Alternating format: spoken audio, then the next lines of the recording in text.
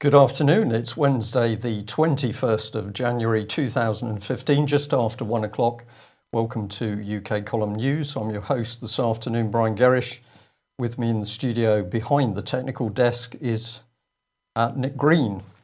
Well, the weather does not matter in today's news because events in Britain are unfolding very, very quickly.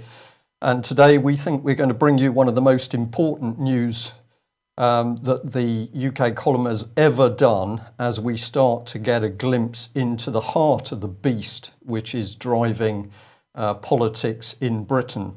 And we'll start straight away with a news flash that the Aberdeen court, where Robert Greene is attending this morning, has been turned into a star chamber. We had a report coming in a few minutes ago to say that the judge has ejected the public from the court. This is Aberdeen Sheriff Court, where campaigner against child abuse Robert Greene is attending this morning. The public have been ejected from the court. They've been told that if there is any filming of persons entering or leaving the court, those filming will be arrested. And Robert's trial has now been moved into what is believed to be the smallest chamber within Aberdeen Sheriff's Court. So a star chamber for a man whose only crime is to have campaigned repeatedly over many years for a full and proper investigation into the abuse of child abuse victim Holly Gregg and of course other youngsters in Scotland. So let's remind ourselves of the powerful politicians who are now controlling how justice is administered, not to bring paedophiles to book, but to deal with those who are considered dangerous by the state, those who campaign to bring paedophiles into court and for justice to be done. And here we are, Home Secretary Theresa May, who has still not achieved an independent inquiry in the United Kingdom into child abuse, saying on the Andrew Marr show that really she couldn't understand how the authorities that should be protecting children are failing to do so. So this is the situation in UK after months and months and more evidence coming to the fore. Still no child abuse inquiry, but our Home Secretary Theresa May appears totally puzzled. And of course, we must warn our viewers and listeners that anybody now daring to challenge the British government on any matter, whether it's fraud, corruption, fiddling of expenses, or indeed child abuse, runs the risk of being classified as terrorists by our very own security services and GCHQ. No, this is not a joke. Read the national press and media for yourselves. So Robert Greene, here he is, if we just bring it up so that we can see the man. And Holly Gregg, the girl that Robert has campaigned over many years for justice for Holly Gregg. Let's remind ourselves Robert has spent 2 periods in prison and he's been held effectively under house arrest at his home in Warrington, having to report to the police for a daily for a total of 295 days. If you're watching or listening this broadcast from overseas and you've been under the impression that Britain is the seat of honesty, morality, democracy, and of course justice, then I'm afraid you're sadly mistaken, because the model that's being exposed to the British public is the exact opposite. We are seeing fraud, corruption, paedophilia, lies, and now a massive cover-up at the heart of the British government as the truth comes to the surface. Well, if it's bad for Robert Greene in a star chamber in Scotland, our other news flash today is that very brave child abuse victim and whistleblower Melanie Shaw is back in police custody. And we have been broadcasting that Melanie has been reporting harassment by Nottingham police and the authorities over the last few weeks. But we had a phone call again just before going live to say that Melanie had been picked up by the police, arrested by the police, and she is presently sitting in a custody suite within the Nottingham police within Nottingham Police. So we will give you more information on that when we have it available. But of course, what we have shown are these pictures, which is damage to the door of Melanie's home. This is the back door where literally the police rammed their way in, forcing entry, breaking the door, breaking the lock. And that was a terrifying experience for Melanie Shaw. What is Melanie's crime? Well, of course, she has become a whistleblower to paedophilia within Britain's children's homes, not involving 1 or 2 children, but involving hundreds of children. Before we move back onto the subject of child abuse and some extraordinary reports that have come into the mainstream press today, let's just have a look at a couple of other issues. Remember that what has been happening in Syria has been driven by Britain's government, which has now been exposed as a criminal government. And the Mail Online said here, smiling for the social media, Syria's First Lady seen in public for the first time in months as her husband's forces wipe out at least 39 people in airstrikes. And if you look at the white inset box we've ringed, it's believed at least half of those killed in the airstrikes were civilians. But if we read the text of the article, which is on the left-hand side of your screen, it says this: Syria's First Lady is seen in public for the first time in months as airstrikes by her husband forces kill at least 30 people, more than half of them civilians. So the headline says believed, there's uncertainty, this is not factual information, but when you get into the text, what you are told is that it is fact. If you research the article yourself, you'll see that a lot of information comes from the so-called Syrian Observatory, which is simply an organisation working from a terraced house in Britain. We say Daily Mail propaganda, which is trying to bring attention back onto Syria from a point of view that Assad, of course, is the man who is the terrorist. Well, meanwhile, what does the British government do? The British government does everything possible to cover up its involvement not only in Syria, but of course the Iraq war. And the news today is that the Chilcot inquiry is going to be delayed until after the election.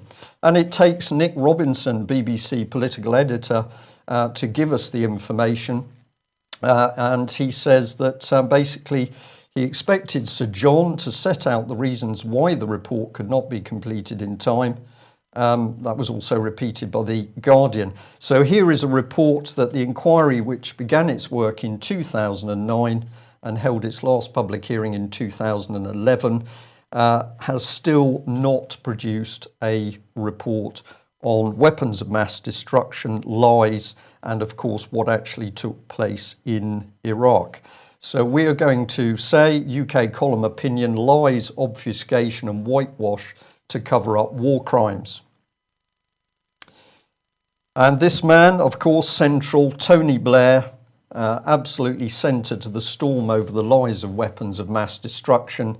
And what's been happening? Well, Conservative MP Bernard Jenkins said Cabinet Secretary Sir Jeremy Hayward will be questioned about the inquiry when he appears before MPs on the Public Administration Select Committee next week. No hurry there. I think we all thought this was coming, Mr. Jenkins said. It's just, it just had that smell about it, didn't it? I think we deserve an explanation. Well, that seems a pretty relevant comment. But of course, it goes on to say that while a serious matter, Mr. Jenkins said he did not believe the delay was an election issue. Here is the arrogance, the British public too stupid to understand what's going on. They don't need to be told. It can be delayed until after the election. And of course, remember that UK column is predicting that what we are going to see is a super coalition where, of course, it will be irrelevant whatever that inquiry says, as all three parties will be in partnership and will be required to cover each other's backs. If I just add a little bit more to that screenshot, Nick, please. So what else can we say? Well, we've got basically the comment here, which we've labelled "and pigs may fly." Sir Jeremy, who has the final say over the declassification of documents relating to the war, said last year that the final report would tell the whole story about the UK's involvement. Pigs may fly. Okay, where do we go from here? If we come back on shot, Nick, if we may, we're just going to just move on slightly with the next slide. Bear with me. Here we are. The man himself, Tony Blair, mastermind of the Iraq War, and of course the lie that was told repeatedly to the British people was about weapons of mass destruction. So let's remind ourselves what we are talking about. We're not talking about collateral damage. We're not talking about statistics. We're dealing with the death and mutilation of human beings, civilians and military alike, on the back of lies told by the British government. And of course, we've pointed out before that what we're really looking at is a death cult driving itself from Britain. Look at the body count in Iraq alone, up to 654,000 from a Lancet survey, and Opinion Research Business Survey is talking about over 1 million deaths as a result of the conflict, started, of course, on the lies of weapons of mass destruction. We covered this yesterday. David, our King Cameron, pressing for further attacks on free speech and liberty. This is the Prime Minister who is now desperate to use the full power of GCHQ and Britain's security services to stop anybody daring to speak out and raise an opinion about the misdemeanours of the British government or the establishment and judicial system which has been supporting it. And I'd just like to remind people of how we analysed things yesterday, which was the Labour and Conservative Lib Dem governments unleashing the wars, Iraq, Afghanistan, Libya, Syria. They create the terror threat. This gives GCHQ more power. GCHQ strangely being trained by the political charity Common Purpose. The Snowden documents then allow the press to ramp up the horror of state snooping. But if we follow this through, where does it take us? Well, it gives the state spying apparatus both more power and greater control over the press and media. And UK Column's political opinion is that, of course, this is what David Cameron and the Lib Lab Con wanted in the first place. We also covered this, and this was to show how the network was set up around the Leveson inquiry. We won't dwell on it too long, but let's remember this is where the real power is to be found. It's not in Parliament, but it is in the Privy Council operating secret meetings to which the British public are never privy. Could it get any worse, or could it get better? Well, we leave that up to our viewers and listeners to decide today, but this is what has been emerging over the last 24 hours. We've taken the lead from Sky News, and what they're talking about, including producing a video, is the discovery of a National Archive document, which is a security-created document with allegations against former public officials of unnatural sexual proclivities. And it's being said very strongly, just how is it that these documents have been submerged into the National Archives? Well, if we look at the report in more detail, here we are. I've joined two of the screenshots together so that we can see the full title, Security Allegations Against Former Public of Unnatural Sexual Proclivities. Now, we've circled that with a question mark because what does that actually mean? What does former public mean? Of course, the keywords are left out. Officials, are they talking about the general public? Are they talking about politicians? So something very, very strange here, but a spokesperson for the department, that's the Cabinet Office, said in this case the file was kept closed and retained as it contained information from the security services and advice from law officers. So here we have the security services warning government of unnatural activities, which of course could lead to blackmail and control by foreign powers. What does the government do? It hides that information.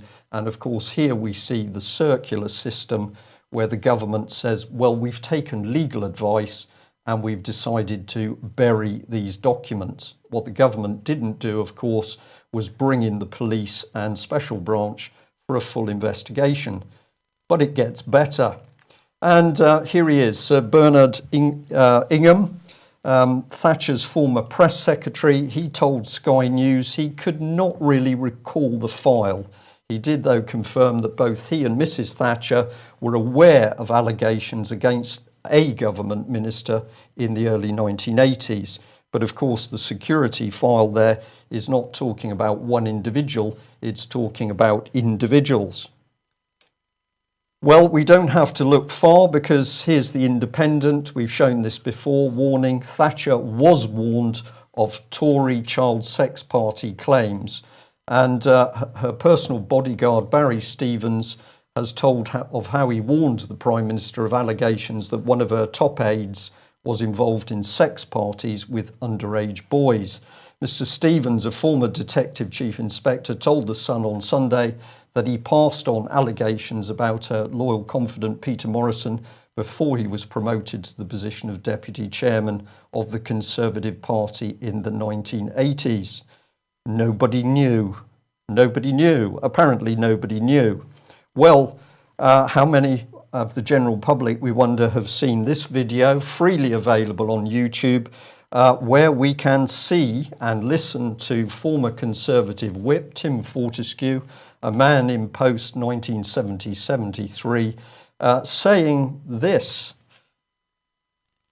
it might be a scandal involving small boys, could be anything. They, the members of Parliament, would come to the whips and ask if we might help. So here we have a former Conservative whip revealing on video that members of Parliament were involved in the abuse of small boys, and yet when they came to the whips, did the whips inform the police? No, their job was to help cover it up.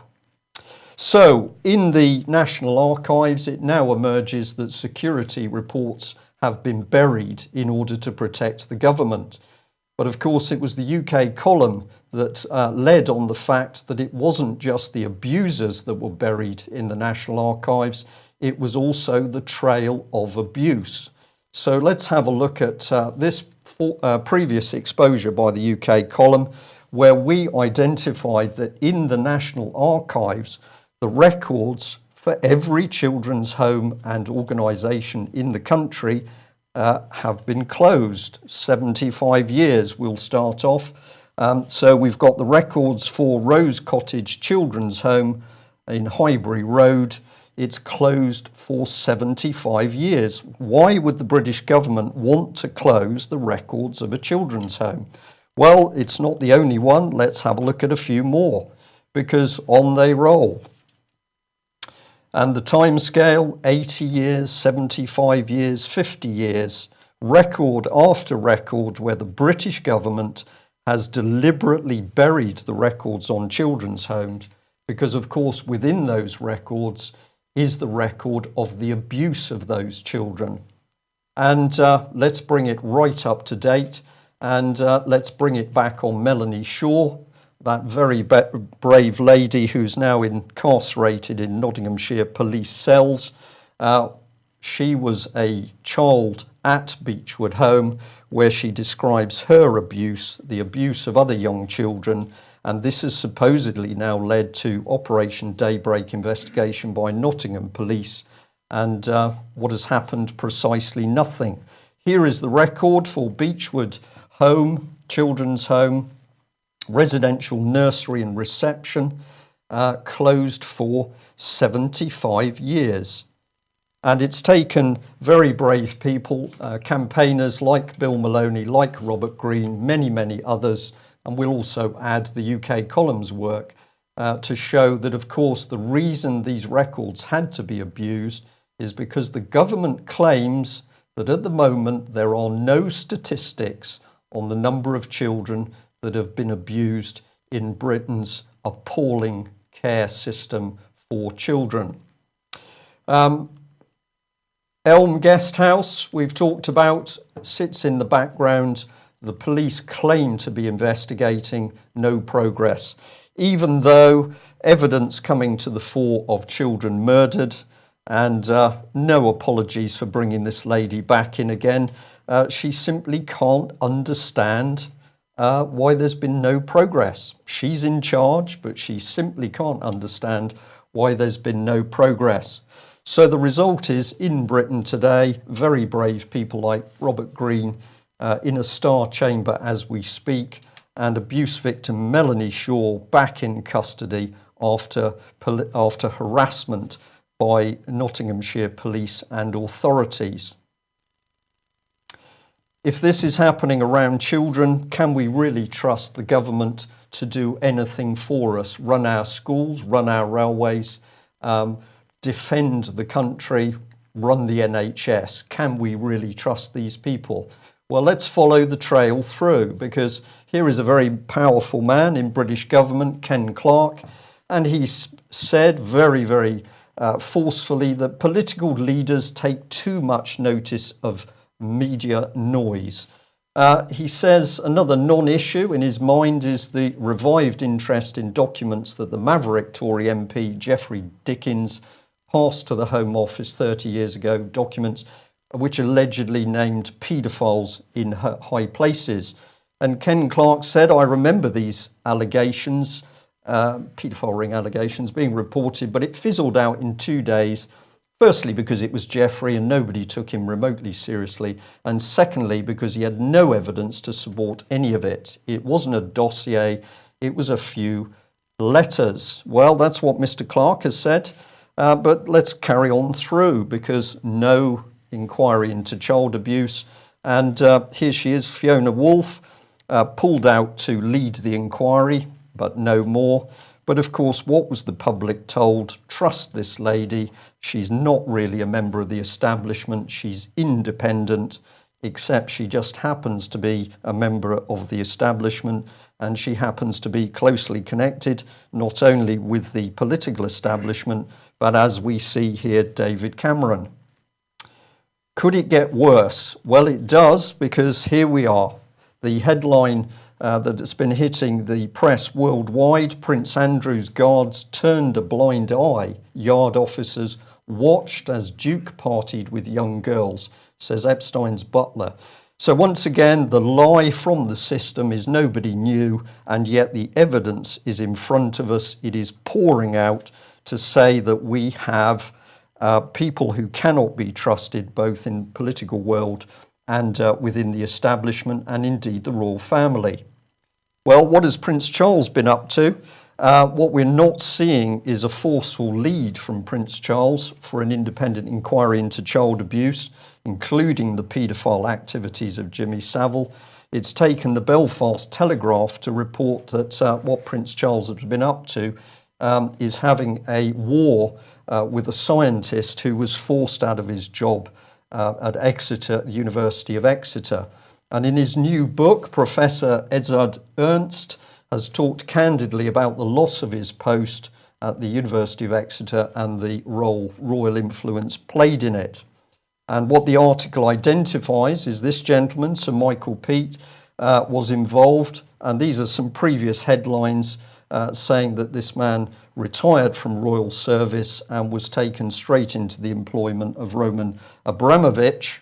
And Sir Michael Peat was effectively boasting that he was going to go in business and earn big money. Well, that's what he did. And it took the Telegraph to talk about this man's investment plans, which included pals in the Virgin Islands who were prepared to put in huge amounts of money to his stockbroking company, which was going to be run by his son. And of course, this is the man who controlled the royal purse. Meanwhile, 300 people recently attended one of the Westminster committee rooms where there were MPs and child abuse victims demanding a full and proper independent inquiry into child abuse. Strangely, no reports in the mainstream media. No reports in the mainstream media, despite the fact that at least 5 mainstream journalists were present.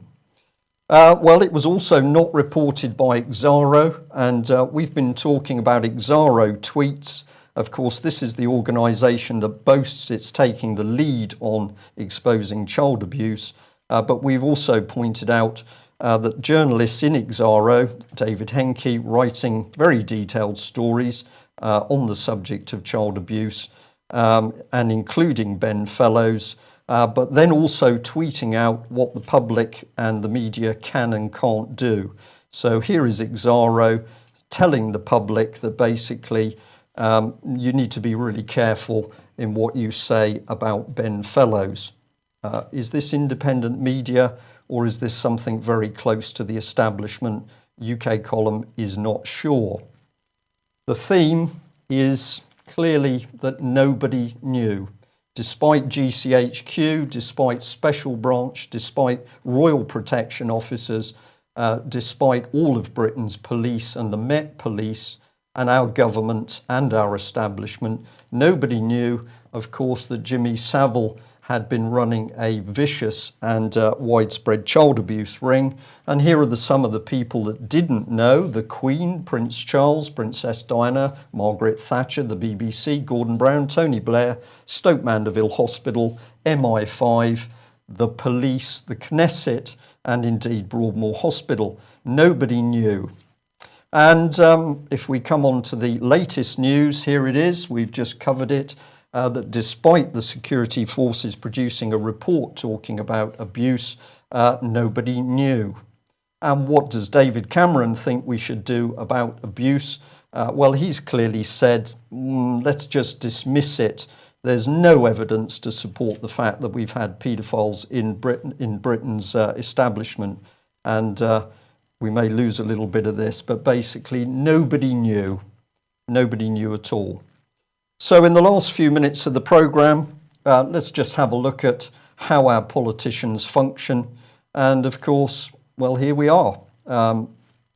William Hague, who had been telling the Cabinet, don't mention the Iraq War. It's a bit embarrassing, really. And surprise, surprise, as we've just shown, the Chilcot inquiry has now been delayed yet again because the public simply don't really need to know. Well, we can't resist putting David Cameron in his rather sweet outfit. Here he is, looking very relaxed, a little bit effeminate in my opinion, but that's just a personal opinion.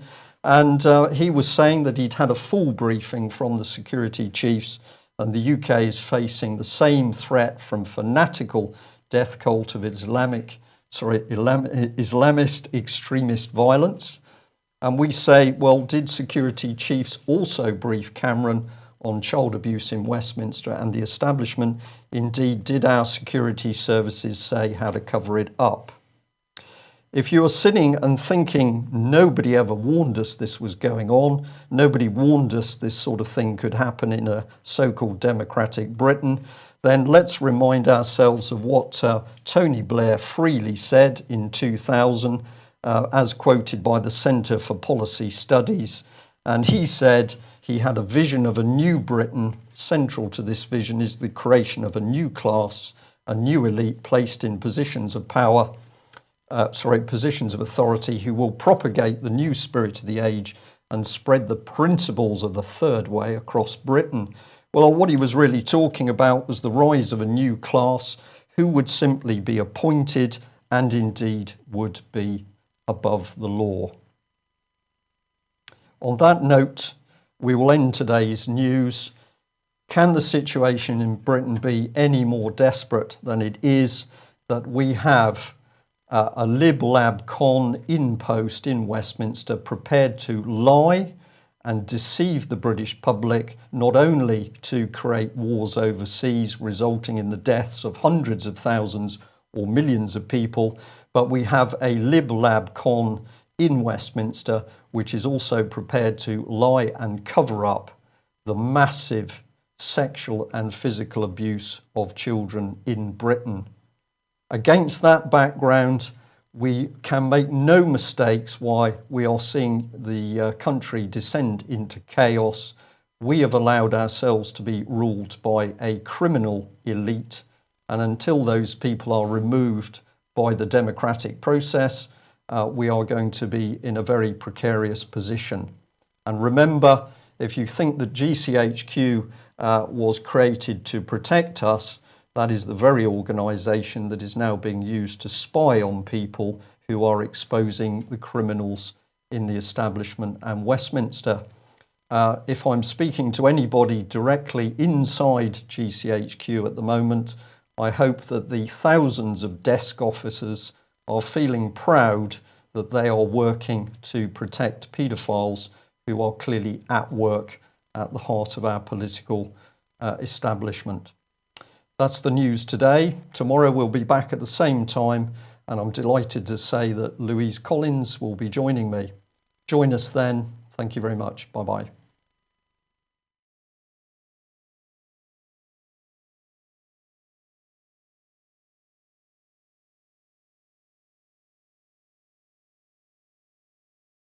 Who are considered dangerous by the state, those who campaign to bring paedophiles into court and for justice to be done.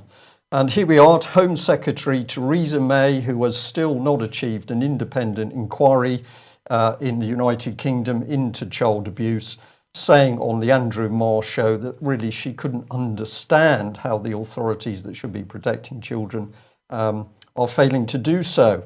So this is the situation in UK after months and months and more evidence coming to the fore. Still no child abuse inquiry, but our Home Secretary Theresa May appears totally puzzled. And of course,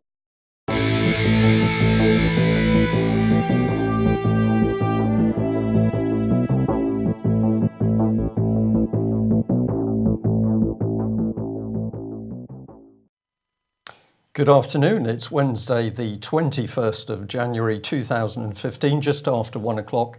Welcome to UK Column News. I'm your host this afternoon, Brian Gerrish. With me in the studio behind the technical desk is Nick Green. Well, the weather does not matter in today's news because events in Britain are unfolding very, very quickly. And today we think we're going to bring you one of the most important news. Of course, we must warn our viewers and listeners that anybody now daring to challenge the British government on any matter, whether it's fraud, corruption, fiddling of expenses, or indeed child abuse, runs the risk of being classified as terrorists by our very own security services and GCHQ. No, this is not a joke. Read the national press and media for yourselves. So Robert Greene, here he is, if we just bring it up so that we can see the man, and Holly Gregg, the girl that Robert has campaigned over many years for justice for Holly Gregg. Let's remind ourselves, Robert, UK Column has ever done as we start to get a glimpse into the heart of the beast which is driving politics in Britain. And we'll start straight away with a news flash that the Aberdeen court, where Robert Greene is attending this morning, has been turned into a star chamber. We had a report coming in a few minutes ago to say that the judge has ejected the public from the court. This is Aberdeen Sheriff Court, where campaigner against child abuse Robert Greene is attending this morning. The public have been ejected from the court. They've been told that if there is any filming of persons entering or leaving the court, those filming will be arrested. And Robert's trial has now been moved into what is believed to be the smallest chamber within Aberdeen Sheriff's Court. So a star chamber for a man whose only crime is to have campaigned repeatedly over many years for a full and proper investigation into the abuse of child abuse victim Holly Gregg and, of course, other youngsters in Scotland. So let's remind ourselves of the powerful politicians who are now controlling how justice is administered, not to bring paedophiles to book, but to deal with those